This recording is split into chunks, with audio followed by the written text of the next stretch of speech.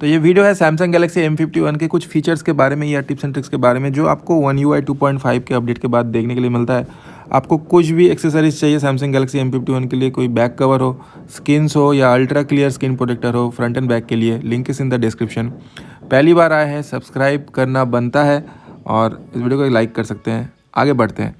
तो अपडेट तो सबको मिल गया होगा, अगर अभी तक किसी को अपडेट नहीं मिला होगा या अपडेट नहीं किया होगा तो कमेंट डाउन करना। बाकी यहाँ पर मैं अज्यूम कर लेता हूँ कि सबको अपडेट यहाँ पर मिल गया है।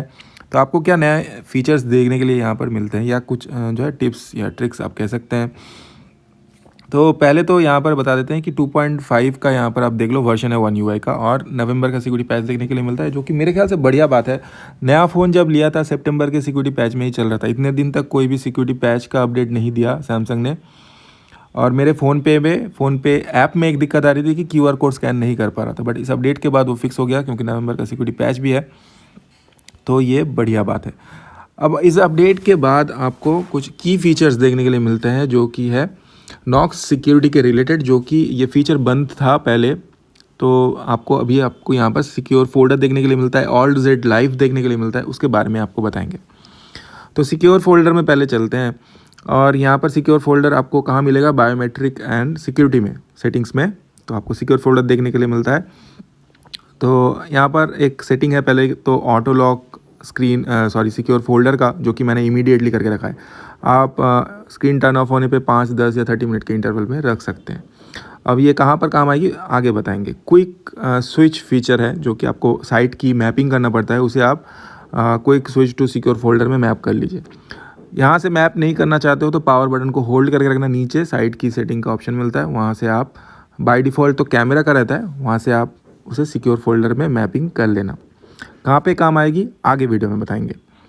बाकी यहाँ पर और भी बहुत सारे सेटिंग्स आपको देखने के लिए मिलते हैं। बाकी सिक्योर फोल्डर बनाने के लिए सैमसंग अकाउंट होना ज़रूरी है, तो आप बना लेना।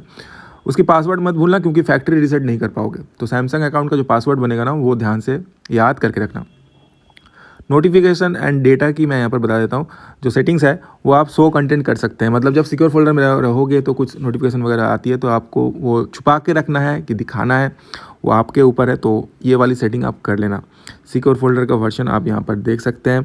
बाकी मान लीजिए आपके एक गर्लफ्रेंड है जो कि आप मम्मी पापा से जो है छुपाना चाहते हैं, या आपके 2-3 गर्लफ्रेंड है, या आपका एक्स्ट्रा मैरिटल अफेयर वगैरह चल रहा है, तब सिक्योर फोल्डर और AltZ लाइव यहाँ पर आपके लिए बहुत काम का हो सकता है। बाकी आप मजाक कर रहा हूँ गर्लफ्रेंड के बारे में या, बट ऐसा जो है सिचुएशन है 70-80% केसेस में जो है यूथ की अगर बात आती है तो वैसा ही होगा कि यहाँ पर गर्लफ्रेंड की रिलेटेड जो इश्यूज़ है छुपाना दिखाना, ये सारी चीज़ें के लिए ये काम में आएगी। बाकी आप बैंकिंग ऐप भी रख सकते हैं, तो बैंकिंग ऐप के लिए तो सिक्योर फोल्डर बहुत बढ़िया चीज़ है।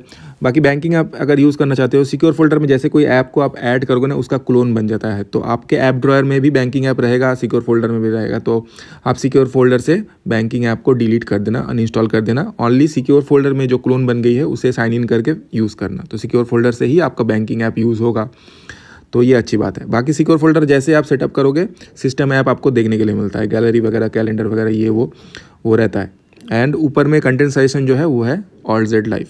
बाकी मान लीजिए आपने व्हाट्सएप का क्लोन बनाया है, जैसा कि मैंने यहाँ पर टेलीग्राम का बनाया है, और मान लीजिए आप जो है छुपा के कुछ चैट वगैरह कर रहे हो अपने गर्लफ्रेंड से छुपा के या कुछ कर रहे हो, और आपको अपने नॉर्मल व्हाट्सएप में वापस जाना है, टेलीग्राम में वापस जाना है। तो मैं यहाँ पर क्या करूँगा, 2 बार जो है पावर बटन को प्रेस करूँगा और मेरा जो नॉर्मल टेलीग्राम है मैं वहाँ पे पहुँच जाऊँगा। तो मान लीजिए आपने सिक्योर फोल्डर में जाके आप जो है छुपा के कुछ चैट वगैरह कर रहे हो, तो आप जो है जैसा क्विक स्विच मैंने मैपिंग दिखाया, वो मैपिंग करने से आपको ये होगा कि आप जैसे ही डबल क्लिक करोगे टेलीग्राम से, आपके मतलब आपका जो 2 टेलीग्राम या 2 व्हाट्सएप जैसे बन जाएंगे, छुपा हुआ जो व्हाट्सएप है वहाँ से निकल के आप नॉर्मल व्हाट्सएप में या टेलीग्राम में पहुँच जाओगे।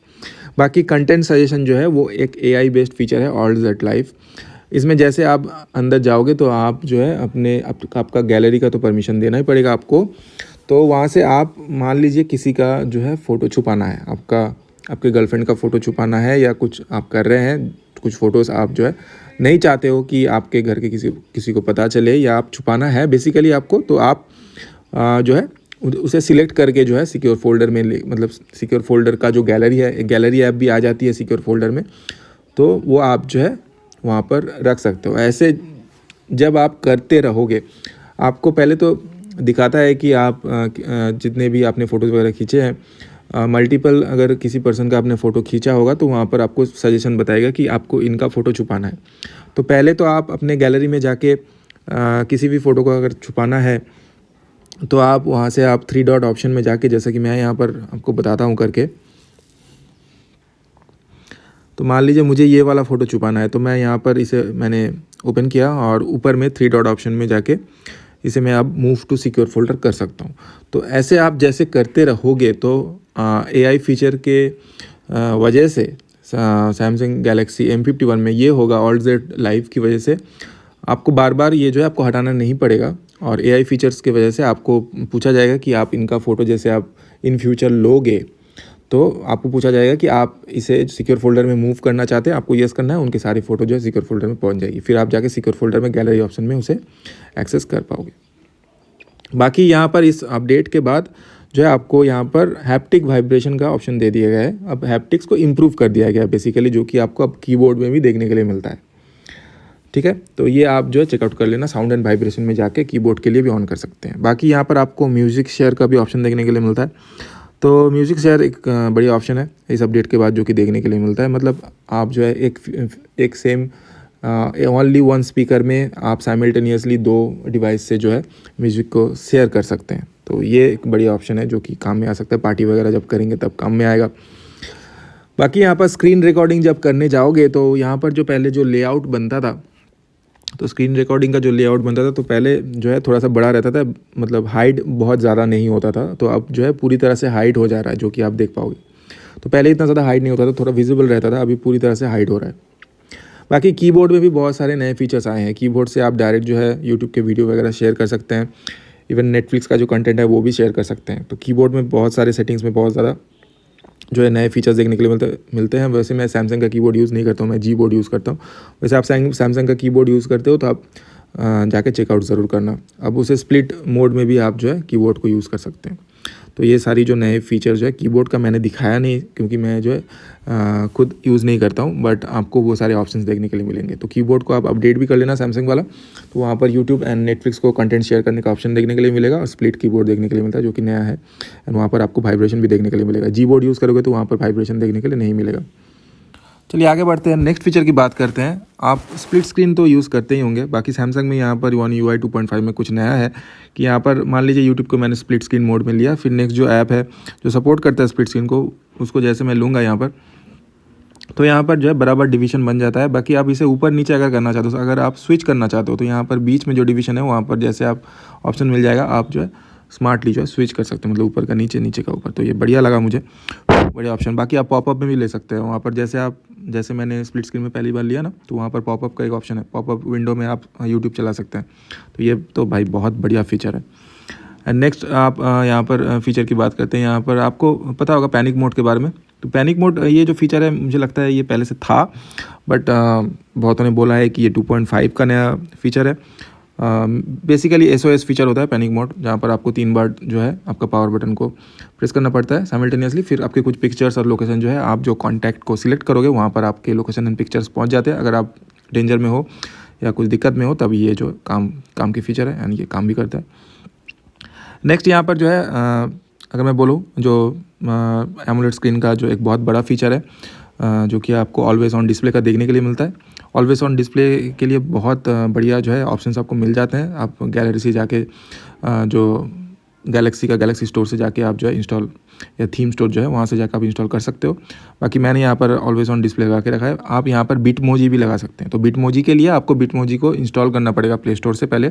तो बिटमोजी ऐप आप रख लीजिए, देन आप खुद का अपना बिटमोजी बना के उसे ऑलवेज ऑन डिस्प्ले में लगा के रख सकते हैं।